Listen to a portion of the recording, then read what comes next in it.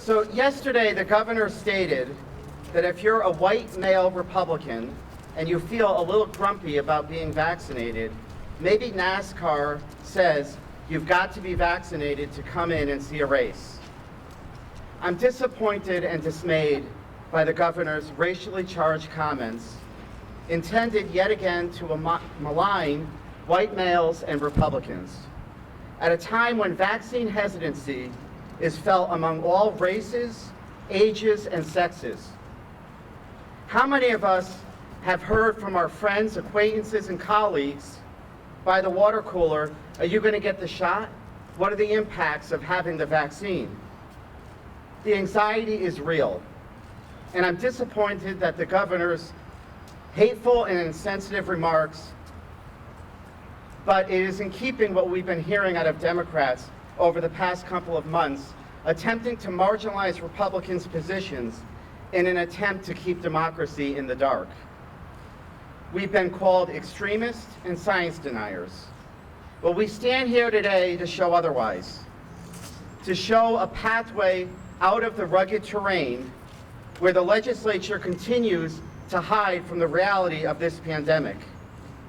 We're asking them to pause their Zoom meetings for a week, to pause from talking about gas taxes, to pause about raising the bottle deposit, to pause about talking about fancy electric vehicles, and to pause about statewide zoning, and to begin to look at these executive orders and navigate us through this pandemic.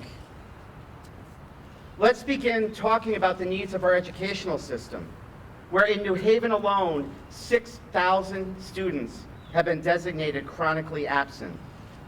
Let's talk about our children who are now learning to read rather than reading to learn. Let's talk about our hospitals that need more mental health treatment beds now than COVID beds. And our landlords who can't get access to rental relief programs because tenants are unable to apply for the benefits. Or let's talk about the employers who cannot find workers as they try to reopen because the unemployment benefits far exceed the working wages. And our unemployment fund continues to march into bankruptcy. $2.9 billion is not going to solve Connecticut's problems. Good public policy will. It is why Republicans have launched our Restart Connecticut with proposals to address distance learning, mental health, drug abuse treatment, shoring up our unemployment fund, and addressing the civil preparedness and public health executive orders. On March 8th, Judge McAllister rendered a decision. And while the executive branch had characterized it only as one man's opinion, we recognize the significance of having our judicial branch weigh in on this issue. And he made 4 recommendations in his decision. One was to limit the governor's power as to what he can do, how he can do it, and for how long. 2 was to require that the legislature vote on the approval of the renewal of any executive declarations. 3 is to require the governor to submit all outstanding executive orders to the legislature to be ratified or rejected. And 4th, provide a method by which the legislature going forward can disapprove of the governor's orders. And so what Republicans are offering today is not about whether or not to wear a mask, not whether or not we need hand sanitizer, but how we respect the rule of law. And so we offer the following amendment today as we are going in this session where the Democrats are choosing to just not withstand our current state laws and give the governor another month of unfettered rule. We are asking that the executive order statutes be amended to delineate between civil preparedness and public health, to limit the duration by which any sitting governor could have an executive order, and to require that the time limit be such that the legislature vote on it every 30 days, or when we are not in session, it's every 60 days. We also have a provision that would require or permit the legislature to be able to nullify any executive order going forward by a majority vote of the legislature. In addition, we extend the public health emergency to May 1st in order to accomplish the effectiveness of the statute, but we do not extend the civil preparedness statute, which we don't believe that executive order is necessary any longer. And then finally, most importantly, we call for the 6 leaders and the governor to put forth a plan to review all of the current executive orders that are on the books and report back to the legislature by April 15th on what orders should be accepted, modified, or rejected. And the legislature would be required to vote on those orders by April 21st. In closing, to quote Judge McHousher in his decision, he states that when in emergencies they deviate from the rule of law, they can also, even if unintentionally, weaken the foundation of our legal system. They weaken it by creating precedents to be exploited by those who are restrained, not by the public good, but only by their own appetites. And so today, Republicans offer this reasonable alternative that replaces the Democrats' on and off light switch, and we install a dimmer switch to begin to turn the lights back on government. I thank you all for coming. I'd be happy to answer any questions. So, obviously the civil preparedness one is more sweeping of the 2 orders, but give us some examples of, just by keeping the public health emergency, what are the types of things the governor can continue to require versus what was allowed by the civil preparedness? So it's a good question, and I almost think a court would end up litigating and determining which those would be. But I would imagine anything that is directly related to the public health pandemic, like the requirement of limiting masks, requiring masks, those type of public health measures would fall under public health jurisdictions. Under civil preparedness, it may be executive orders that are addressing how many children can be in a daycare and whether those size limits should be modified. With the you have the civil preparedness emergency declaration on April 20th. How many EOs does that include, or does it not? In other words, how many EOs would you like to see expire on April 20th is what I'm trying to ask. So we have not added up all of the EOs, but there is roughly 93, I think, executive orders, which encompass about 300 modifications to our statutes or our regulations. And so we actually, House Republicans, have prepared a document that goes through every single executive order and makes recommendations on how we think those orders should either expire or be codified or be continued as an executive order as a temporary measure. And we ask for this process to be codified, since despite requests, the governor and the Democrats have refused to sit down with us in a meeting to have this discussion. Are you going to take essentially with the document you just held up and turn that into an amendment and offer that today, or is that not ready yet? No, I don't think it's responsible for us to get up and say, we are going to tell Connecticut what is going to stay in effect or what is not. I do think the executive branch and all of their agencies need to be an active participant in this process. And so what we're asking for is that that process occur. Are you getting the level of cooperation that you would like to see from executive branch agencies? Are you able to meet with representatives from DECD or DPH or DSS or any other of the alphabet? Well, I will say throughout this entire process, questions have gone unanswered. Requests for information have gone unanswered as well. And I think many people here in the press could probably point to freedom of information requests that have piled up that are still not being responded to. And I'll give an example. As early as this morning, the House Republican and Senate Republican caucus members of the Public Health Committee had requested a meeting with the commissioner, or the interim commissioner for public health, and the interim commissioner for the SDE, for the State Department of Education.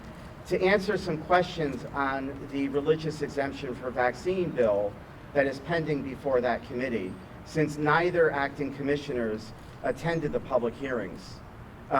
Our questions have not been answered. I think the request was made over a month ago, and they were supposed to meet today at 12 o'clock. That meeting was canceled by the commissioners because they refused to meet with Republicans unless the Democratic chairs were invited into the room as well, despite the fact that the meeting was requested by the Republicans to answer very important questions on a piece of legislation that is going to impact school children.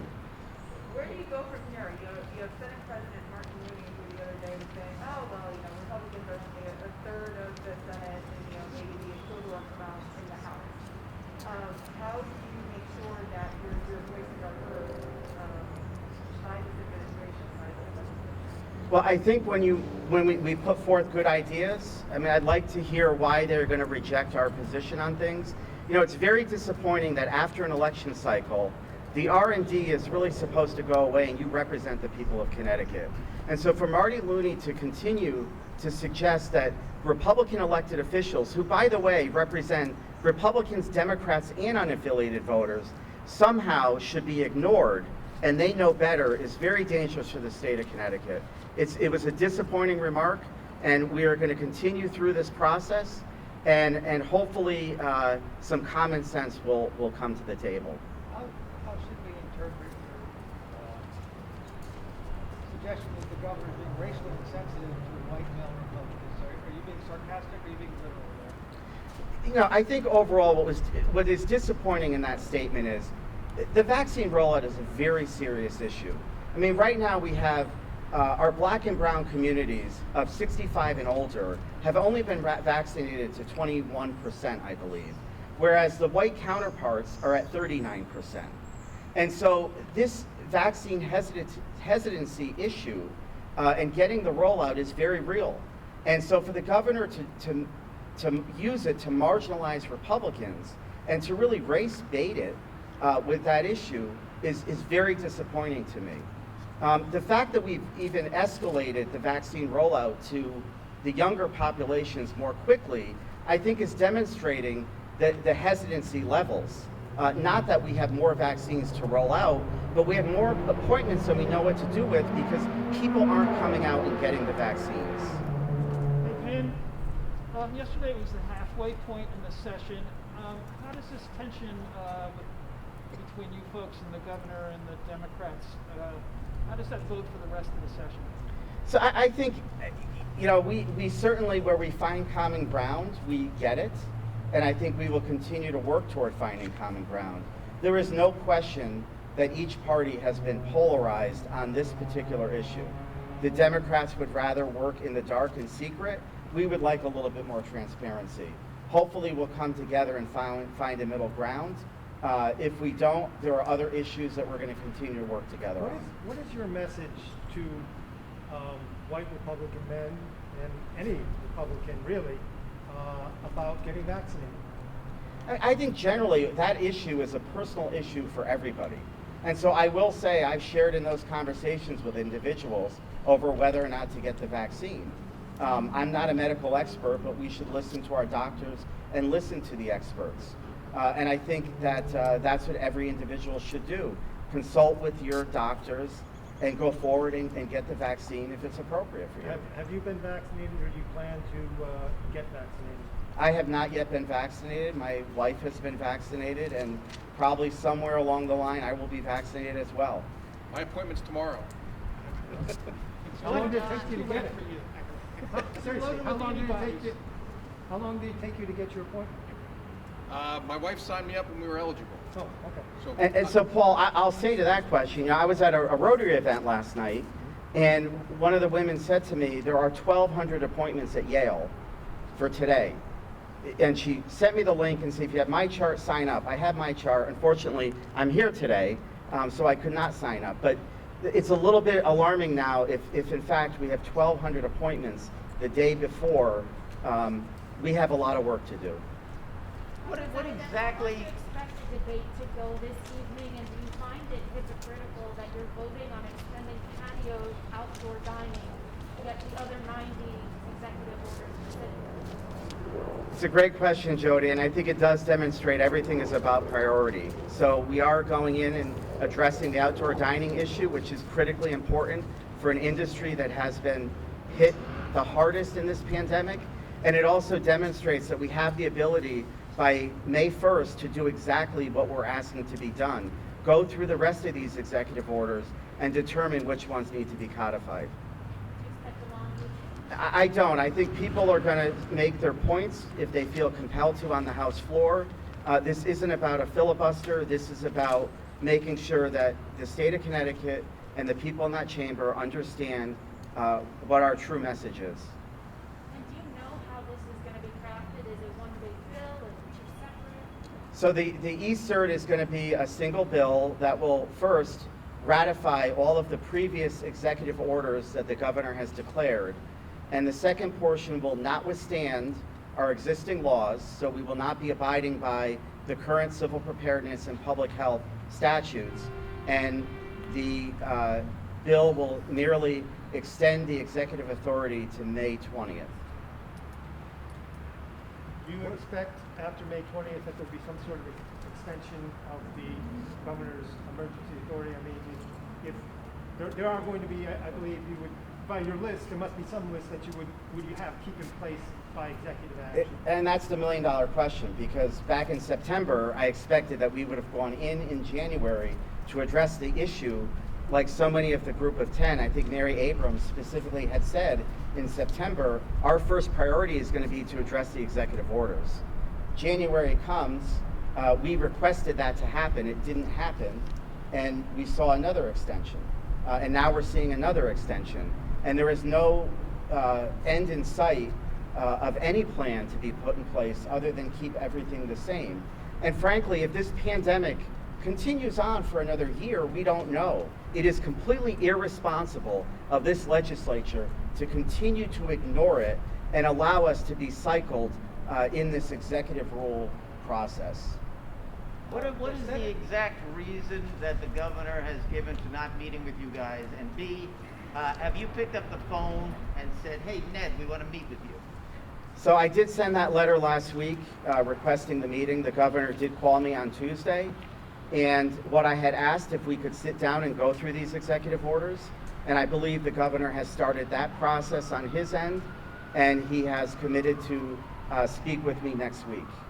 Do you have a position on whether or not the building should be reopened and the public should be allowed into committee meetings and hearings? Well, I mean, City Hall in New York City, which was ground zero, has reopened, at least for their staff to come in. So I think that we should be at least embarking on that process of bringing the staff back into the building. I recognize the problems with allowing public hearings in this building. If 1,000 people show up, who do you choose to enter in and testify? So I think that we need to look at that and how to transition to opening this building. But again, we're in the light switch. The light switch is off right now. We're not asking it to be turned on, we want it to be turned up. And that conversation isn't even occurring. So I do think at the very least we should be talking about bringing some staff back into the building.